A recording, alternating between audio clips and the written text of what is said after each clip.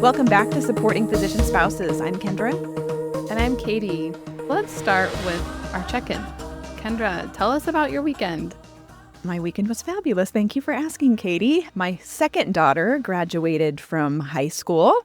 And so now we have two children who are graduates and adults and looking forward to really exciting things with their life. It was really kind of just a special weekend to get to celebrate her. And then my parents came into town to also celebrate that day with her. And it's really just so neat to see your kids grow up and reach these milestones and have them looking forward to the future. It's just really amazing. Do you feel like it kind of feels like a moment of awe in your life?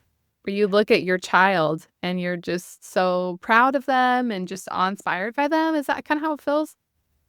Yeah, it is. It's surreal. I don't even know how to explain it to somebody, but in where we live in Texas, kind of one of the traditions that Texas has a lot of traditions, but this one in particular at this school or in this area, at least, is they make these big like poster boards that kind of show their growing up years. And so it's almost like a public display of a photo album, but on a big board. And so going through pictures, well, first of all, trying to find pictures because she was born right about the time digital cameras became mainstream. So a lot of her baby pictures are still like on film. So trying to grab all of these pictures and then to see how it feels like it was not that long ago. I mean, I can remember so many details as I looked at those pictures. It's like, how did you get here? Because it almost doesn't seem possible that it had gone as quickly as it did, and that some of those memories just seem so fresh and like they just happened. So that was a surreal experience, getting to go back through her life and just focus on her and just remember she was a beautiful baby and a beautiful girl, and she's just amazing. So yeah, it's surreal. That's the only word I can think of to describe it. And it's just very exciting. I love it. What a moment. I love moments like that. I know. And one day, and trust me when I say it's going to be soon, you're going to find your oldest graduating from high school and we'll be having the same conversation. So tell me, how was your weekend? Oh, it was really good. So last weekend was Memorial Day weekend, and my husband was informed that he actually had an extra PTO day he hadn't taken for this medical year. So we got to tack it on to a camping trip. So we had a really good time. We stayed mostly local, but our first morning on the beach, it was crowded with sea stars. So it was one of those awe-filled moments. And I mean, my husband and I, we had to check ourselves. This wasn't vacation. One, it's already camping, but parenting outside of the home is really extreme parenting. And so with that frame of reference, we really enjoyed ourselves, and everything that went smoothly felt like a huge bonus, and we made memories. I'm going to say, like, kudos. Lucky you. You've got that extra PTO day. I always thought maybe camping would be fun, but I have never lived in an area where camping was really beautiful. It's always been like too hot. I've lived in Arizona and really Texas for most of it. And those two areas, you can go camping in the winter. Right. And then there's no growth and nothing camping. lush. No. Yeah.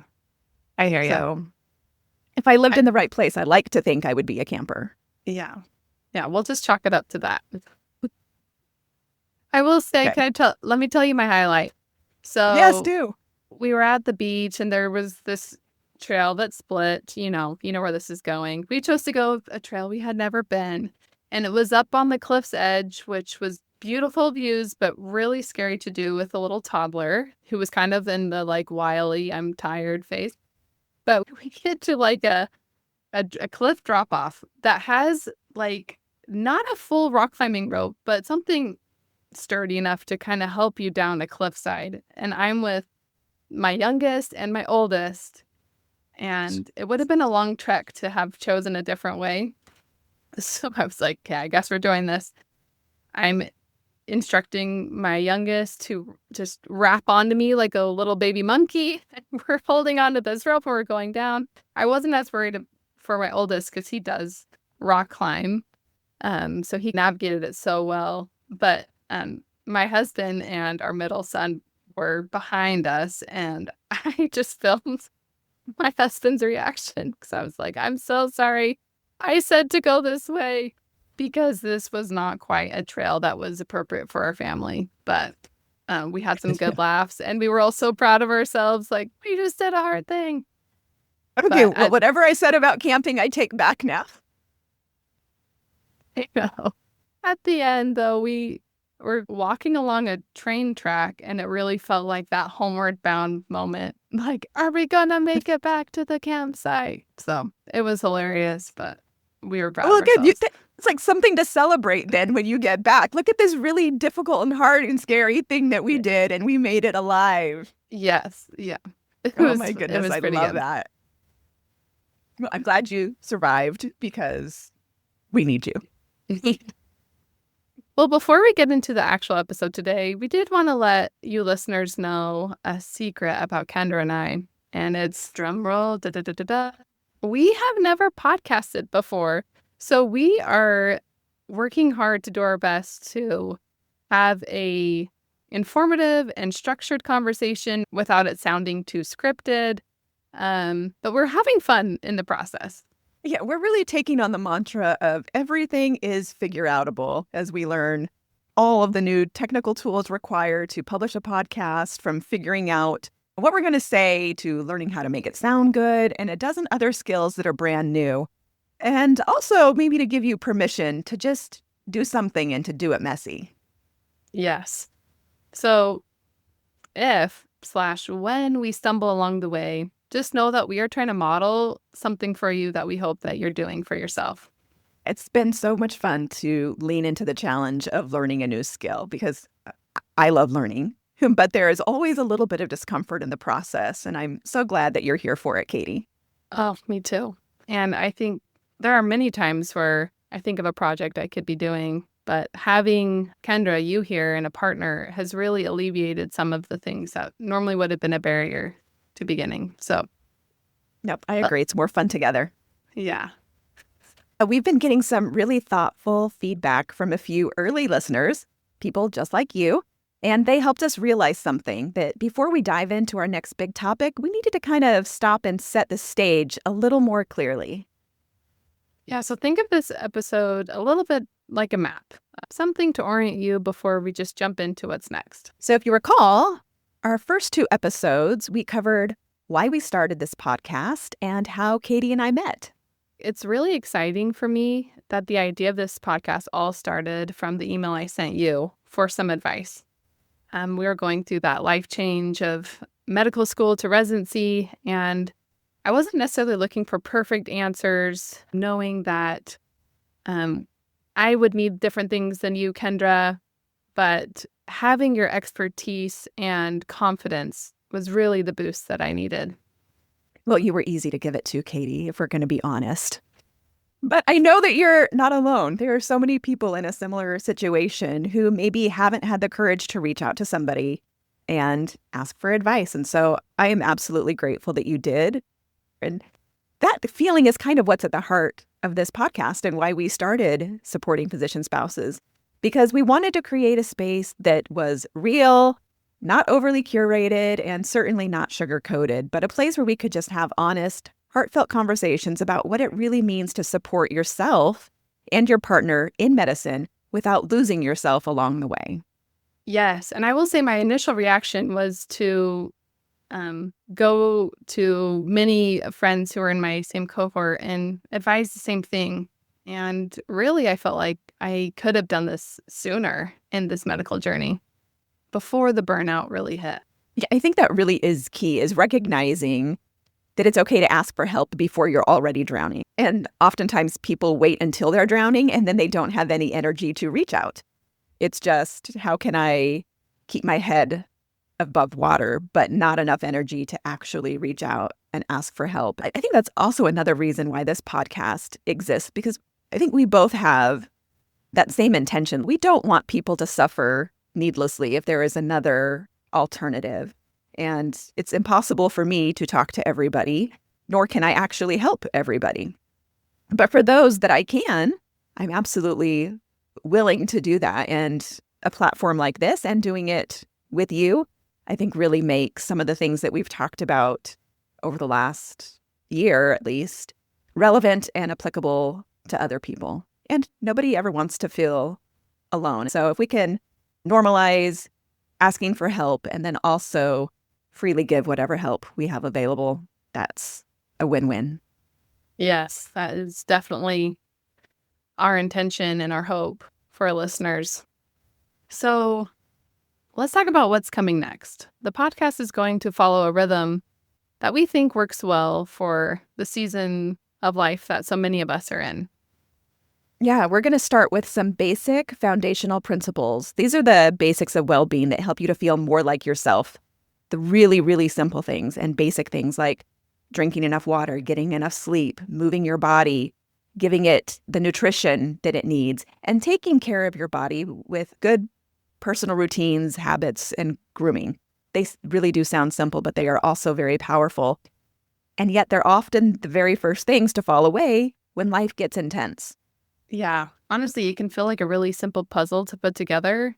And often when I am in my own moments of burnout and kind of spiraling, I find when people ask, how are you taking care of your basics? My initial reaction is like, of course I'm not doing that. Things are way too intense in my life. But how is my body supposed to respond if my foundation is totally dropped out from underneath me? Yeah, exactly. Now, I'm not saying these are going to be the solution to all of life's problems, but when problems do arise, having a strong foundational base to support you is important. So if it's not there, when turmoil and trials come up, it's really easy to spiral downwards. It's a protective mechanism in some sense. For sure. Yeah, so I'll say our future episodes will be kind of a mix of coaching insight, our real life experience, and practical strategies of how to improve your own lives. And we'll keep it grounded and definitely relatable. Exactly. So let's give everybody a sneak peek into the kinds of conversations that are coming soon. So, for example, we are going to talk about 8 different areas of self-care that include both physical and soul care. Yeah, that's what we've planned so far. And we'll be honest, the majority of our conversations, we just put down sticky notes and try to remember this is a really good topic we want to dive into in the future. So that pile is just building up, but we are excited to hear from you sharing additional topics that would be helpful for us to talk about along the way. Yeah, there is going to be no shortage of topics. I think we're going to have a hard time paring things down, I'm sure, as listeners will see. But we also want to make something really clear to everyone who is listening that this podcast isn't just us talking at you. We would really like to hear from you. So if you have a question, a topic idea, or even a story to share, please send it our way. You can email us at hello@supportingphysicianspouses.com or message us on Instagram at supportingphysicianspouses.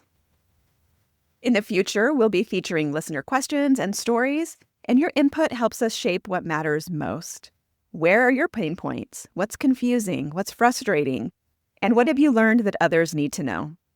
Yeah, you are so a part of this. You're not just a listener, but a voice in our community that is still being built. And so there is something else I want to say to anyone who's listening and silently thinking, yep, that's me. Maybe you're holding it all together. Maybe you're starting to crack, or maybe you're already in full-blown burnout. We are all doing more and navigating more stress or stressors than most people can understand. And it's okay or even good and beautiful to reset and reframe. And especially remember that you are an active participant in your own life because there might be considerable restrictions in your life, but with some creativity, you can still make choices to grow and flourish. So that's what we're here to offer. Not a magic solution, but an honest companion through the ups and downs. Or maybe you could even think of it like a flashlight so you can see your own way forward. And if you ever get stuck, we are ready to help you get unstuck. So before we wrap up, we want to leave you with something small but powerful. Here's just our reflection question. What is one personal need you've been putting off that you want to protect this week? Yeah, it could be sleep, my favorite, or movement, or just 5 minutes of quiet. Maybe it's a phone call with a friend. Whatever it is, name it, write it down, let it matter. We're so glad you're here in this community, in this space that we're building together. So subscribe, send us a message, or share this show with someone else who might need it. It means the world to us. Let's take a deep breath, smile, you're not alone, and we'll see you next time on Supporting Physicians Gossip.